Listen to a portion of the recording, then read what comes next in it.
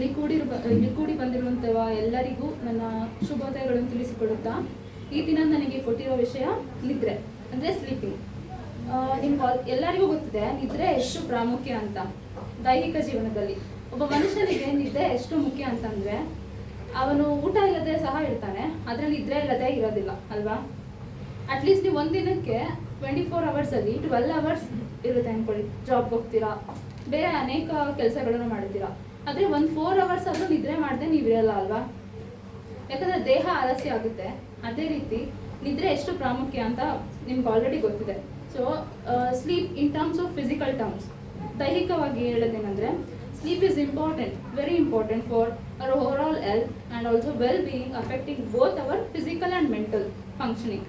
ದೈಹಿಕವಾಗಿಯೂ ಸಹ ಮಾನಸಿಕವಾಗಿಯೂ ಸಹ ನಿದ್ರೆ ಅನ್ನೋದು ಬಹು ಮುಖ್ಯವಾದಂಥದ್ದು.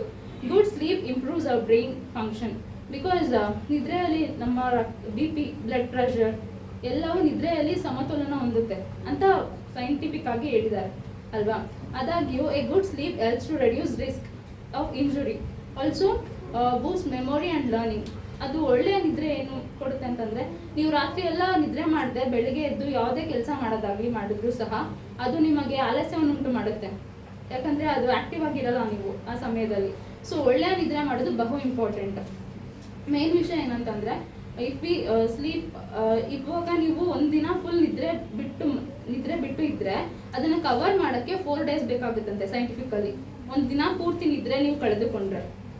ಸೊ ಈಗ ನಾವು ಸ್ಲೀಪ್ ಅನ್ನೋದು ವಿದ್ಯಾರ್ಥಿಗಳ ಜೀವನದಲ್ಲಿ ಎಷ್ಟು ಮುಖ್ಯವಾದಂಥದ್ದನ್ನು ನೋಡೋಣ. Sleep is important for students because it can help them perform better academically. ಯಾಕಂದರೆ ಅವ್ರು ಅಕಾಡೆಮಿಕ್ ಓದ್ತಾ ಇದ್ದಾರಲ್ವಾ, ಅವ್ರ ಸ್ಟಡೀಸ್ಗೆ ತುಂಬ ಇಂಪಾರ್ಟೆಂಟ್. ಸೊ ಅವರು ರಾತ್ರಿ ಎಲ್ಲ ಒಳ್ಳೆ ನಿದ್ರೆ ಮಾಡಿ ಮರುದಿನ ಅವ್ರು ಶಾಲೆಗೆ ಹೋಗುವಾಗ ತುಂಬ ಆ್ಯಕ್ಟಿವ್ ಆಗಿರ್ತಾರೆ. So it improves their mental health and reduces their risk of health. Specially sleep at night ಅಂತ ಯಾಕೆ ಹೇಳ್ತೀವಿ? ಯಾಕೆ ಡೇ ಟೈಮಲ್ಲಿ ಮಲಗಲ್ಲ ನಾವು? ರಾತ್ರಿ ಹೊತ್ತೇ ತಾನೇ ಮಲಗೋದು, ಅದೊಂದು ನಿಯಮ. ಬೆಳಗ್ಗೆ ಹೊತ್ತೆಲ್ಲ ಕೆಲಸ ಮಾಡಬೇಕು, ರಾತ್ರಿ ಹೊತ್ತು ಮಲಗಬೇಕು. ಹೇಗೆ ಚಂದ್ರ ರಾತ್ರಿ ಬರ್ತಾನೋ ಸೂರ್ಯ ಚಂದ್ರ ಯಾವುದೇ ಕಾರಣಕ್ಕೂ ಏನು ಆಲ್ಟರ್ನೇಟಿವ್ ಆಗಲ್ಲ ಅಲ್ವಾ. ಅದೇ ರೀತಿ ಡೇ ಟೈಮಲ್ಲಿ ಏನು ಕೆಲಸ ಮಾಡಬೇಕು, ಪ್ರತಿನಿತ್ಯ ಕೆಲಸ ಮಾಡಿಕೊಂಡು ರಾತ್ರಿಯಲ್ಲಿ ನಾವು ಯಥಾ ಪ್ರಕಾರ ನಿದ್ರೆ ಮಾಡ್ತೀವಿ. ಸೊ ಅದು ತುಂಬ ಇಂಪಾರ್ಟೆಂಟ್.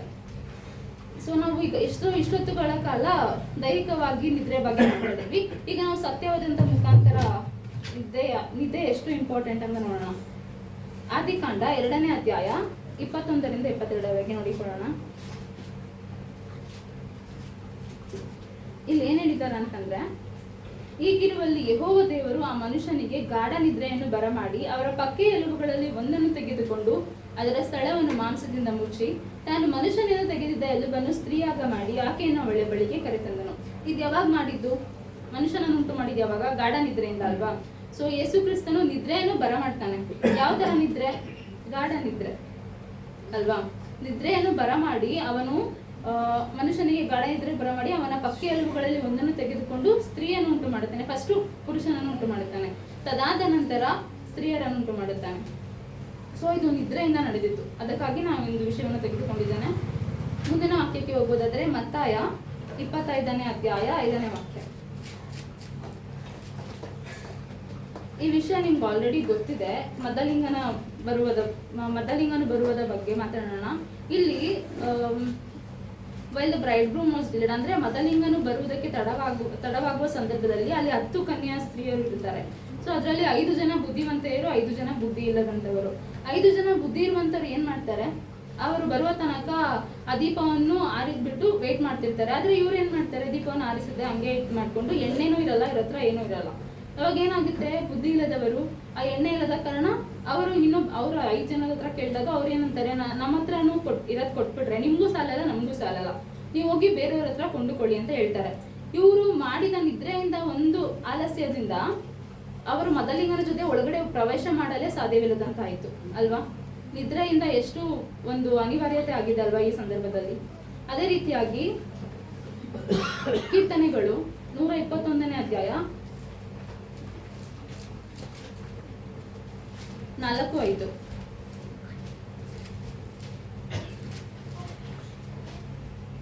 ಇಗೋ, ಇಸ್ರಾಯೇಲರನ್ನು ಕಾಯುವಾತನು ತೂಕಡಿಸುವುದಿಲ್ಲ, ನಿದ್ರಿಸುವುದಿಲ್ಲ. ನಿನ್ನನ್ನು ಕಾಯುವವನು ಯೆಹೋವನೇ, ನಿನ್ನ ಬಲಗಡೆಯಲ್ಲಿ ನೆರಳಿನಂತೆ ನಿಂತಿರುವಾತನು ಯೆಹೋವನೇ.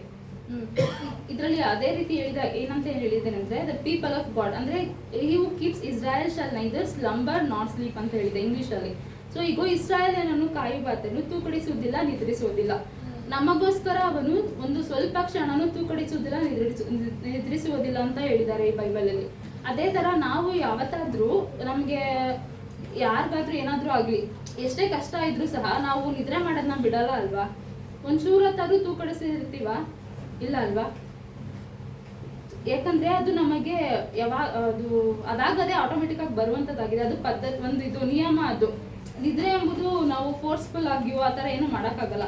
ಅದು ನೀವು ಕುತ್ಕೊಂಡಿರ್ಬೇಕಾದ್ರೂ ಸರಿ, ಎಲ್ಲ ಟ್ರಾವೆಲ್ ಮಾಡ್ಬೇಕಾದ್ರೂ ಸರಿ, ಏನ್ ಮಾಡ್ತೀರಾ? ತುಂಬಾ ದೂರ ಲಾಂಗ್ ಡಿಸ್ಟೆನ್ಸ್ ಟ್ರಾವೆಲ್ ಮಾಡ್ಬೇಕಾದ್ರೂ ಸಹ ಏನ್ ಮಾಡೋಕ್ಕಾಗುತ್ತೆ? ನಿದ್ರೆ ಮಾಡ್ಕೊಂಡು ಹೋಗ್ತೀರಾ. ಇವಾಗ ತುಂಬಾ ಲಾಂಗ್ ಜರ್ನಿ ಹೋಗ್ಬೇಕಾದ್ರೆ ಸ್ಲೀಪಿಂಗ್ ಕೋಚಲ್ಲಿ ಯಾಕೆ ಬುಕ್ ಮಾಡ್ತೀವಿ? ಸೊ ನಾವು ಟಯರ್ಡ್ ಆಗದೆ ಹೋಗೋಕ್ಕೆ ತಾನೆ. ಸೊ ನಿದ್ರೆ ಎಂಬುದು ತುಂಬಾ ಇಂಪಾರ್ಟೆಂಟ್ ಅಂತ. ಅದೇ ರೀತಿಯಾಗಿ ಕೀರ್ತನೆ 139 11-12 ನೋಡೋಣ. ಕಾರ್ಗತ್ತಲೆಯು ನನ್ನನ್ನು ಕವಿಯುವುದು, ಹಗಲು ಹೋಗಿ ನನ್ನ ಸುತ್ತಲೂ ಇರುಳಾಗುವುದು ಎಂದು ಕೇಳಿಕೊಂಡರೇನು? ನಿನಗೆ ಕತ್ತಲೆಯು ಕತ್ತಲೆಯಲ್ಲ, ಇರುಳು ಹಗಲಾಗಿಯೇ ಇರುತ್ತದೆ. ಕತ್ತಲು ಬೆಳಕುಗಳೆರಡು ನಿನಗೆ ಒಂದೇ. ಇಲ್ಲಿ ಯೇಸು ಕ್ರಿಸ್ತರು ಹೇಳಿದ್ದಾರೆ, ಕಾರ್ಗತ್ತಲೆಯು ನನ್ನನ್ನು ಕವಿಯುವುದು, ಹಗಲು ಹೋಗಿ ನನ್ನ ಸುತ್ತಲೂ ಇರುಳಾಗುವುದು. ನಿಮ್ಗೆ ನಿಯಮ ಗೊತ್ತಿದೆ, ಇವಾಗ ಹಗಲು ಅಂದ್ರೆ ರಾತ್ರಿ ಬಂದೇ ಬರುತ್ತೆ ಅಲ್ವಾ? ಅದು ಯಾವಾಗ ಸೂರ್ಯ ಸುತ್ತುತ್ತಾನೋ ಅದೇ ರೀತಿ ಭೂಮಿಯು ಸಹ ಸುತ್ತುತ್ತೆ ಅಲ್ವಾ? ಸೊ ಹಗಲು ಅಂದ್ರೆ ರಾತ್ರಿ ಇದ್ದೇ ಇರುತ್ತೆ. ಇಲ್ಲಿ ಏನ್ ಹೇಳಿದ್ದಾರೆ? ಹಗಲು ಹೋಗಿ ನನ್ನ ಸುತ್ತಲೂ ಇರುಳಾಗುತ್ತೆ ಎಂದು ಹೇಳಿಕೊಂಡರೇನು? ನಿನಗೆ ಕತ್ತಲೆಯು ಕತ್ತಲೆ ಅಲ್ಲ, ಕತ್ತಲೆಯು ಸಹ ನಿನ್ ಕತ್ತಲೆ ಅಲ್ಲ, ಬೆಳಕಾಗಿ ಇರುತ್ತೆ. ಅದೇ ರೀತಿ ಇರುಳು ಹಗಲಾಗಿ ಇರುತ್ತದೆ ಅಂತ ಹೇಳಿದ್ದಾರೆ. ಕತ್ತಲು ಬೆಳಕು ಎರಡೂ ನಿನಗೆ ಒಂದೇ ಅಂತ ಹೇಳಿದ್ದಾರೆ ಇಲ್ಲಿ ಯೇಸು ಸ್ವಾಮಿ. ಅದೇ ರೀತಿ ಈ ವಾಕ್ಯದ ಪ್ರಕಾರ ನಾವು ತಿಳ್ಕೊಳ್ಬೇಕಾದ್ರೆ ಏನಂದ್ರೆ, ಇಲ್ಲಿ ಒಂದು ಕ್ಷಣ ತೂಕಡಿಸುವುದಿಲ್ಲ ನಿದ್ರಿಸುವುದಿಲ್ಲ ಅಂತ ಅವಕಾಶವಿದ್ದರೂ ಸಹ ಕರ್ತನು ಅದನ್ನು ಮಾರ್ಪಡಿಸುವ ಶಕ್ತಿ ಅವ್ರಿಗಿದ್ದೇ ಇದೆ. ನಮ್ ಕೈಲಿ ಆಗಲ್ಲ ಅದು. ಕರ್ತನಿಗೆ ಅದನ್ನು ಮಾರ್ಪಡಿಸುವ ಶಕ್ತಿ ಇದೆ ಅಲ್ವಾ? ಇವಾಗ ಕತ್ತಲೇನೋ ಅವರು ಅಗಲಾಗಿ ಮಾಡ್ಬೋದಲ್ವಾ? ನಮ್ ಕೈಲಿಂದ ಆಗಲ್ಲ ಅದು. ಸೊ ಅದೇ ರೀತಿಯಾಗಿ ದಾನಿಯೇಲನ ಪುಸ್ತಕ 12ನೇ ಅಧ್ಯಾಯ 2ನೇ ವಾಕ್ಯ.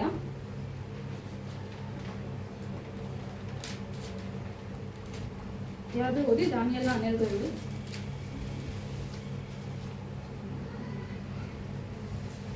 ಧೂಳಿನ ನೆಲದೊಳಗೆ ದೀರ್ಘ ನಿದ್ರೆ ಮಾಡುವವರಲ್ಲಿ ಅನೇಕರು ಎಚ್ಚೆತ್ತು, ಕೆಲವರು ನಿತ್ಯ ಜೀವವನ್ನು, ಕೆಲವರು ನಿಂದನ ನಿತ್ಯ ತಿರಸ್ಕಾರಗಳನ್ನು ಅನುಭವಿಸುವರು. ಇಲ್ಲಿ ಹೇಳಿರೋ ಪ್ರಕಾರ ಧೂಳಿನ ನೆಲದೊಳಗೆ ದೀರ್ಘ ನಿದ್ರೆ ಮಾಡುವವರು ಅಂದ್ರೆ, ದೀರ್ಘ ನಿದ್ರೆ ಮಾಡುವವರು ಅಂತ ಯಾವ್ದಕ್ಕೆ ಹೋಲಿಸ್ತೀವಿ? ದೀರ್ಘ ನಿದ್ರೆ ಹೊಂದಿದ್ದಾರೆ ಅಂತಂದ್ರೆ ಮರಣದ ನಂತರ ಅಲ್ವಾ ನಾವು ಅದನ್ನ ಹೇಳೋದು. ಸೊ ಇಲ್ಲಿ ಅನೇಕರು ದೀರ್ಘ ನಿದ್ರೆ ಹೊಂದಿದ್ದಾರೆ. ಅದರಲ್ಲಿ ಕೆಲವರು ಮಾತ್ರ ಎಚ್ಚೆತ್ತು ನಿತ್ಯ ಜೀವವನ್ನು ಮತ್ತು ಕೆಲವರು ನಿಂದನ ನಿತ್ಯ ಸಂಸ್ಕಾರಗಳನ್ನು ಅನುಭವಿಸುವರು. ಅದರಲ್ಲಿ ಕೆಲವರು ಯಾರು? ನಾವು. ಯಾಕಂದ್ರೆ ನಮಗೆ ಗೊತ್ತು ನಿತ್ಯ ಜೀವ ಅಂದ್ರೆ ಏನು, ಲೋಕದವ್ರಿಗೆ ಅದು ಗೊತ್ತಿಲ್ಲ.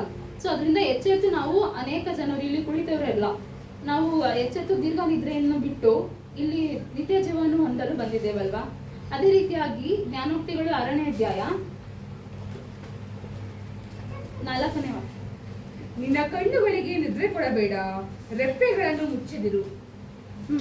ಇಲ್ಲಿ ಅಕಸ್ಮಾತ್ ಇವಾಗ ನೀವೆಲ್ಲಾದ್ರೂ ಟ್ರಾವೆಲ್ ಮಾಡ್ತಿದ್ರು ಸಹ ಆ ಧೂಳು ಬಂದ್ರೆ ನಿಮ್ನ ಕಾಪಾಡೋದು ಯಾವುದು? ಕಣ್ತಾನೆ ನಿಮ್ ರಕ್ಷಣೆ ಮಾಡೋದು, ಐಲಿಟ್ಸ್. ಅದನ್ನ ರೆಪ್ಪೆಗಳನ್ನು ಮುಚ್ಚೋದಿರು ಅಂತ ಈ ವಾಕ್ಯದಲ್ಲಿ ಹೇಳಿದೆ ಅಲ್ವಾ? ಸೊ ಅದನ್ನ ಸ್ವಲ್ಪ ಹೊತ್ತಾದ್ರೂ ನಾವು ಆತರ ಮಾಡಕ್ಕೆ ಆಗದೇ ಇಲ್ಲ ಅಲ್ವಾ? ನಿಮ್ ಕೈಲಿ ಯಾರ ಕೈಲೂ ಆಗಲ್ಲ. ಒಂದ್ ಸ್ವಲ್ಪ ಹೊತ್ತಾದ್ರೂ ಕಣ್ಣು ಮಿಟಿಕ್ಸದೆ ಯಾರ ಕೈಲೂ ಇರೋಕ್ಕಾಗಲ್ಲ. ಸೊ ಅದೇ ರೀತಿಯಾಗಿ ಇನ್ನೊಂದು ವಾಕ್ಯದಲ್ಲಿ ಅದೇ ಜ್ಞಾನೋಕ್ತಿಗಳು 6:4 ಅದ್ರಲ್ಲಿ ಹೇಳ್ಬೇಕಾದ್ರೆ ಈ ವಾಕ್ಯದಲ್ಲಿ ಹೇಳಿರೋ ಪ್ರಕಾರ ನಿನ್ನ ಕಣ್ಣುಗಳಿಗೆ ನಿದ್ರೆ ಕೊಡಬೇಡ, ರೆಪ್ಪೆಗಳನ್ನು ಮುಚ್ಚದಿರು. ಅದನ್ನು ಮುಂದುವರಿಸಬೇಕಾದ್ರೆ 6ನೇ ವಾಕ್ಯದಲ್ಲಿ, ಸೋಮಾರಿಯೇ ಇರುವೆಯ ಹತ್ತಿರ ಹೋಗಿ ಅದರ ನಡವಳಿಕೆಯನ್ನು ನೋಡಿ ಜ್ಞಾನವನ್ನು ತಿಳಿದುಕೋ. ಯಾಕೆ? ಕಳೆದ ವಾರ ಎಲ್ಲ ಇರುವೆಯ ಬಗ್ಗೆ ಅಷ್ಟೊಂದು ಚೆನ್ನಾಗಿ ಪಾಠ ತೆಗೆದುಕೊಂಡಿದ್ದಾರೆ. ಅದನ್ನು ಹೇಳ್ಬೇಕು ಅಂತ ಅವಶ್ಯಕತೆ ಇಲ್ಲ.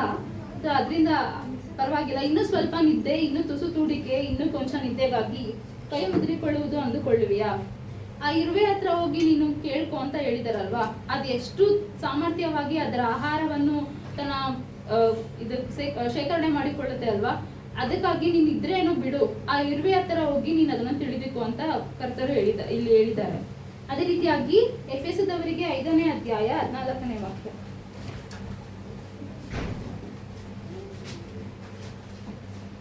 ಆದ್ದರಿಂದ ನಿದ್ರೆ ಮಾಡುವವನೇ ಎಚ್ಚರವಾಗು, ಸತ್ತವರನ್ನು ಬಿಟ್ಟು ಏಳು, ಕ್ರಿಸ್ತನು ನಿನಗೆ ಪ್ರಕಾಶ ಕೊಡುವನು ಎಂದು ಹೇಳಿದೆ. ಇದರಲ್ಲಿ ಯೇಸು ಕ್ರಿಸ್ತನು ಏನಪ್ಪ ಹೇಳಿದ್ದಾರೆ ಅಂದ್ರೆ, ಅದರಿಂದ ನಿದ್ರೆ ಮಾಡುವವನೇ ಎಚ್ಚರವಾಗು. ಯಾಕೆ ಹೇಳಿ? ನಾವು ಯಾವಾಗ್ಲೂ ಎಚ್ಚರದಿಂದ ಇರ್ಬೇಕು. ಯಾವಾಗ ಕ್ರಿಸ್ತನು ಈ ಕಳ್ಳರು ಬರುವ ಸಮಯದಲ್ಲಿ ಬರಬಹುದು ಅಂತ ಸತ್ಯ ವಾಕ್ಯದಲ್ಲೇ ಕೊಟ್ಟಿದೆ ಅಲ್ವಾ. ಯಾವಾಗ ಬರ್ತಾರೆ ಅಂತ ನಮಗೆ ಗೊತ್ತಿಲ್ಲ, ಸೆಕೆಂಡ್ ಕಮಿಂಗ್ ಯಾವಾಗ ಅಂತಾನು ಗೊತ್ತಿಲ್ಲ, ಈ ಕ್ಷಣ ಕೂಡ ಇರ್ಬೋದು ಅಲ್ವಾ. ಅದೇ ರೀತಿಯಾಗಿ ಸತ್ತವರನ್ನು ಬಿಟ್ಟು ಹೇಳು, ಒಂದು ಸಮಯದಲ್ಲಿ ಇಡ್ತಾರೆ, ಆ ಸತ್ತವರನ್ನು ಅವರೇ ಇದ್ ಮಾಡ್ಕೋತಾರೆ, ನೀವು ಬಿಟ್ಬಿಟ್ಟು ಅದ್ ಕೆಲಸ ಬಿಟ್ಬಿಟ್ಟು ನನ್ನ ಜೊತೆ ಬನ್ನಿ ಅಂತ ಯೇಸು ಕ್ರಿಸ್ತರು ಹೇಳಲ್ವಾ, ಅದನ್ನ ಬಿಟ್ಬಿಟ್ಟು ಆ ಕ್ಷಣನೇ ಬರ್ತಾರೆ ಅಲ್ವಾ. ಸೊ ಕ್ರಿಸ್ತನ ನಿನಗೆ ಪ್ರಕಾಶ ಕೊಡುವನು ಎಂದು ಹೇಳಿದೆ. ಅದೇ ರೀತಿ ನಾವು ಅವ್ರು ಹೇಳಿದ ಪ್ರಕಾರ ನಡೆದರೆ ನಮಗೆ ಪ್ರಕಾಶವನ್ನು ಉಂಟು ಮಾಡುತ್ತಾರೆ, ನಮ್ಮ ಜೀವಿತದಲ್ಲೂ ಸಹ ಪ್ರಕಾಶವನ್ನು ಉಂಟು ಮಾಡುತ್ತಾರೆ. ಅದೇ ರೀತಿ ಮತ್ತಾಯ 26ನೇ ಅಧ್ಯಾಯ, ಈ ಸಂದರ್ಭ ಎಲ್ಲರಿಗೂ ಗೊತ್ತಿದೆ. ಯಾಕಂದ್ರೆ ಯೇಸು ಕ್ರಿಸ್ತನು ಸಮುದ್ರದಲ್ಲಿ ಪ್ರಯಾಣ ಮಾಡುತ್ತಿರ್ಬೇಕಾದ್ರೆ ಅವರು ಮಲಗಿದ್ರು, ಸಮುದ್ರದಲ್ಲಿ ಪ್ರಯಾಣ ಮಾಡ್ಬೇಕಾದ್ರೆ ಮಲಗಿದ್ರು. ಆಗ ಏನಾಯ್ತು, ತುಂಬಾ ದೊಡ್ಡ ಬಿರುಗಾಳಿಯು ಬರಕ್ಕೆ ಪ್ರಾರಂಭ ಆಯ್ತು. ಅವಾಗ ಏನ್ ಮಾಡಿದ್ರು, ಯೇಸು ಕ್ರಿಸ್ತನ ಮೇಲೆ ನಂಬಿಕೆ ಇರದೆ ಆ ಶಿಷ್ಯರು ಏನ್ ಮಾಡಿದ್ರು, ತುಂಬಾ ಭಯ ಪಟ್ರು. ಅವರ ಮೇಲೆ ಒಂಚೂರು ನಂಬಿಕೆ ಇದ್ದಿದ್ರೆ ಅವ್ರನ್ನ ಎದೋಳ್ಸೋ ಅವಶ್ಯಕತೆನೇ ಇರ್ಲಿಲ್ಲ ಅಲ್ವಾ. ಅವ್ರ ನಿದ್ರೆ ಯಾಕೆ ಕೆಡಿಸ್ಬೇಕಾಗಿತ್ತು? ಯಾಕಂದ್ರೆ ಅವ್ರಿಗೆ ಅವ್ರ ಮೇಲೆ ನಂಬಿಕೆ ಇರ್ಲಿಲ್ಲ, ಯಾಕಂದ್ರೆ ಭಯ ಇತ್ತು. ಇವ್ರು ನಮ್ ಜೊತೆ ಇದ್ದಾರೆ, ನಮ್ಗೆ ಯಾವ್ದೇ ರೀತಿ ಅಪಾಯಗಳು ಆಗೋದನ್ನ ಕಾಪಾಡ್ತಾರೆ ಅಂತ ಅವ್ರು ನಂಬಲಿಲ್ಲ. ಅವ್ರನ್ನ ಹೋಗಿ ಎದೋಳ್ಸಿದ್ದಕ್ಕೆ ಏನಾಯ್ತು, ಆದ್ರೂ ಸಹ ಅವ್ರು ಎದ್ದು ಏನ್ ಮಾಡಿದ್ರು, ಆ ಸಮುದ್ರಕ್ಕೆ ಬಂದು ಗದರಿಸಿದಷ್ಟೇ ಆ ಸಮುದ್ರ ಏನಾಯ್ತು, ಶಾಂತವಾಯ್ತಲ್ವಾ. ಅವ್ರಿಗೆ ಸ್ವಲ್ಪ ನಂಬಿಕೆ ಇದ್ದಿದ್ರೆ ಈ ತರ ಏನೂ ಆಗ್ತಿರ್ಲಿಲ್ಲ, ಅವ್ರನ್ನ ಎದ್ದೋಳಿಸುವಂತ ಅವಶ್ಯಕತೆನೂ ಇರ್ತಿರ್ಲಿಲ್ಲ. ಅದೇ ರೀತಿಯಾಗಿ ಮಾರ್ಕನು ಬರೆದ ಸುವಾರ್ತೆ 4ನೇ ಅಧ್ಯಾಯ 35ರಿಂದ ಓದೋಣ. ಆ ಹೊತ್ತು ಸಾಯಂಕಾಲವಾದಾಗ ಆತನು ಅವರಿಗೆ ಆಚೆಕಡೆಗೆ ಹೋಗೋಣ ಎಂದು ಹೇಳಲು ಅವರು ಆ ಜನರ ಗುಂಪನ್ನು ಬಿಟ್ಟು ಆತನನ್ನು ಅದೇ ದೋಣಿಯಲ್ಲಿ ಹಾಗೆಯೇ ಕರೆಕೊಂಡು ಹೋದರು. ಬೇರೆ ದೋಣಿಗಳು ಆತನ ಸಂಗಡ ಇದ್ದವು. ತರುವಾಯ ದೊಡ್ಡ ಬಿರುಗಾಳಿ ಎದ್ದು ತೆರೆಗಳು ಆ ದೋಣಿಗೆ ಬಿಡಿದು ಒಳಗೆ ನುಗ್ಗಿದ್ದರಿಂದ ಆ ದೋಣಿ ಆಗಲೇ ತುಂಬುವುದಕ್ಕೆ ಬಂದಿತ್ತು. ಆತನು ದೋಣಿಯ ಹಿಂಭಾಗದಲ್ಲಿ ತಲೆಗಿಂಬನ್ನು ಹೊರಗಿ ನಿದ್ದೆ ಮಾಡುತ್ತಿದ್ದನು. ಸೊ ಈ ವಿಚಾರವನ್ನು ನಾನು ಹಂಗೆ ಸಂಕ್ಷಿಪ್ತವಾಗಿ ಹೇಳಿದ್ದೀನಿ, ಬಟ್ ಅಧ್ಯಾಯ ನಿಮಗೆ ರೆಫರೆನ್ಸ್ ಕೊಟ್ಟಿದ್ದೆ. ಮತ್ತಾಯ 26:40 ಇನ್ನೊಂದ್ಸಲ ಓದೋಣ.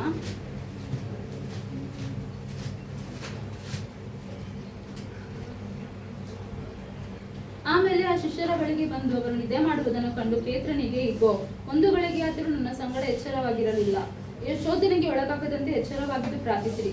ಇದು ನಿಮ್ಗೆ ಗೊತ್ತಿದೆ, ಇದು ಪ್ರಾರ್ಥನೆ ಮಾಡುವಂತ ಸಮಯದಲ್ಲಿ ಯೇಸು ಕ್ರಿಸ್ತರು ಗೆತ್ಸೆಮನೆ ತೋಟದಲ್ಲಿ ಪ್ರಾರ್ಥನೆ ಮಾಡುವಂತ ಒಂದು ಸಮಯ ಇದು.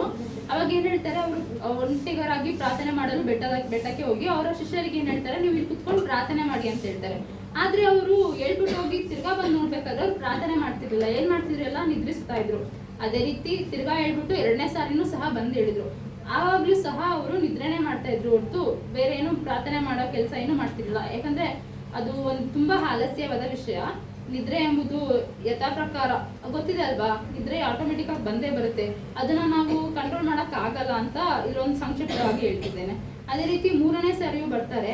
ಅವಾಗ ಏನ್ ಮಾಡ್ತಾರೆ, ತರುವಾಯ ಶಿಷ್ಯರ ಬಳಿಗೆ ಬಂದವರಿಗೆ, ನೀವು ಇನ್ನೂ ನಿದ್ದೆ ಮಾಡಿ ದಣಿವಾರಿಸಿಕೊಳ್ಳಿರಿ. ಅವ್ರು ಆಲ್ರೆಡಿ ಫಸ್ಟ್ ನಿದ್ರೆನೇ ಮಾಡ್ತಿದ್ರು, ಇವಾಗ ಏನ್ ಹೇಳ್ತಿದ್ದಾರೆ, ಇನ್ನೂ ನಿದ್ರೆ ಮಾಡಿ ದಣಿವಾರಿಸಿಕೊಳ್ಳಿರಿ ಅಂತ ಹೇಳ್ತಿದ್ದಾರೆ.